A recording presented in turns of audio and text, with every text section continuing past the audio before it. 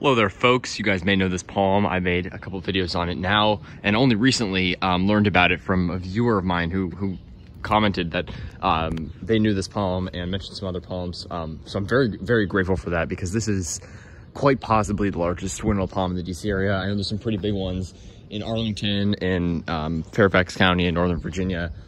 This one is just unbelievably big. I'd say pushing, it's gotta be nearing 30 feet, honestly. I mean, it's well over 25 feet, well over 20 feet, certainly. I'd say nearing 30 feet at least. I mean, it is just so unbelievably big, and just, I mean, the camera just does not do it justice, especially my camera, because it's, unfortunately, the lens is shattered, and the thing, I guess the glass in front of the lens is shattered, the lens itself scratched up. I'm really sorry about that. I'm going to get it fixed, I promise.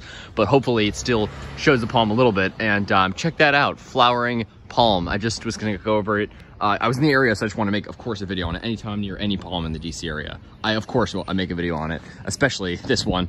But I was going to make a video. I didn't know if I was going to discuss, because I like to, you know, if I made a video of palm a number of times, I don't just want to like do an update video.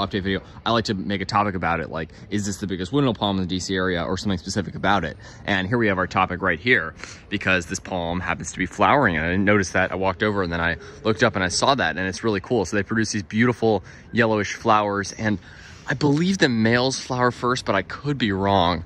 And so this may be a male palm. And in fact, the flower space, you guys can tell me, unfortunately, the quality is really bad, but my camera, but you could see, I don't know if you can see, they do look pretty narrow. I think the female flower space are wider. It's harder to tell once they've opened, but they have these beautiful yellow flowers, which will pollinate. But unfortunately, they are dioecious instead of monoecious, which means dioecious means that you need a male and a female, separate plants to pollinate each other, as opposed to like sable minor, which is monoecious.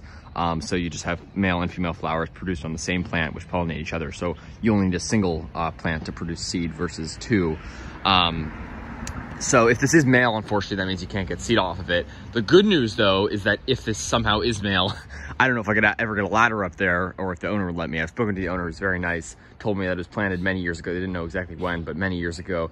And they told me that a friend planted it right in front of the house and never protected. So this thing went through 2014, which killed, I mean, I'd probably say at least, probably dozens of windmill palms in the area. This thing went through it completely, I'm not going to say unfazed. It could have been badly damaged for all I know, but certainly made it through just fine and looks fantastic.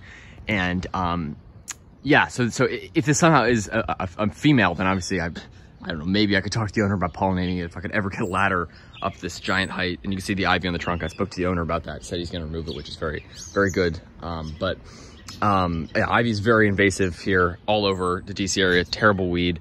Yeah, always remove English ivy if you have it on your property. It can be sometimes too widespread to even take care of, in which case you got to think about, you know, do you use some sort of herbicide, or I mean, you know what I mean, like something to remove it. But always try to remove it, especially from palms. Whoa, loud dog there.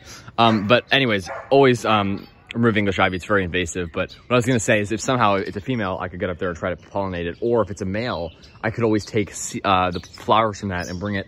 I think the one at the Air and Space Museum, which is now at the Smithsonian Castle, I mean, might be a female. So in which case, I wouldn't have to go somewhere else to get pollen. I could just get pollen right here. I do want to end up someday pollinating some windmill palm in the DC area, because that'd be pretty darn cool. But you guys let me know if you think those are male or female. Unfortunately, the quality is just awful on my phone, but I will get it fixed. And you can see the old flower, the old inflorescences underneath there from at least last year. I don't know exactly how long they retained them for, but at least a year. So you can always see that the old flower space, they have them on the one at the Smithsonian Castle, which flowers every year as well.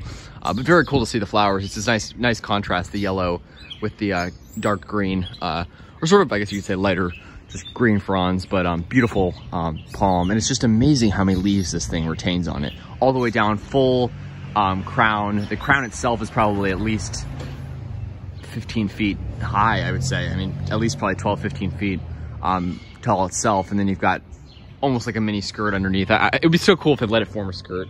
That'd be awesome. But it's really just such a beautiful palm. It's amazing how thin that trunk is at the base, and it gets thinner as it grows. The trunk's really skinny at the base, gets a little wider as it goes up, but it's amazing that the tiny little base can hold this thing in place, especially through like bad, you know, wind and stuff. But it sure does. That trunk's really tough. You don't want to underestimate it. Just amazing. That thing must have, I'm just trying to think, like, gosh, that must be like at least 30, 40 leaves on that palm. I mean, it's crazy how many there are. At least, I mean, look at how many leaves there are. It's just so beautiful. What a gorgeous, gorgeous palm. Isn't that incredible? All right, folks, just want to share that with you, but thanks for watching. Like and subscribe if you enjoyed. Stay tuned for more videos. And have a good one here in Washington, D.C. Windmill palm flowering. They usually flower, I guess, this time of year, like early spring, at least here in Washington, D.C. So that's pretty darn cool. Gorgeous crepe myrtle next to it. Really complements it nicely, and shows you that these don't, people always will say, oh, once they find out that they can grow here, some people just go into denial. No, they can't grow here. They most certainly can without protection, as you can see. But I think they really do look great against the town home. Some people say they look out of place. I don't think they look out of place at all. It doesn't, you know, it has a different look from like a coconut palm, but it still has that classic palm look. But these are palms from colder climates, from up in the mountains, up to 9,000 feet almost. And I think they go really well with the townhomes and the temperate landscaping here. I think it looks great with the townhome, not out of place at all. It looks just so incredible.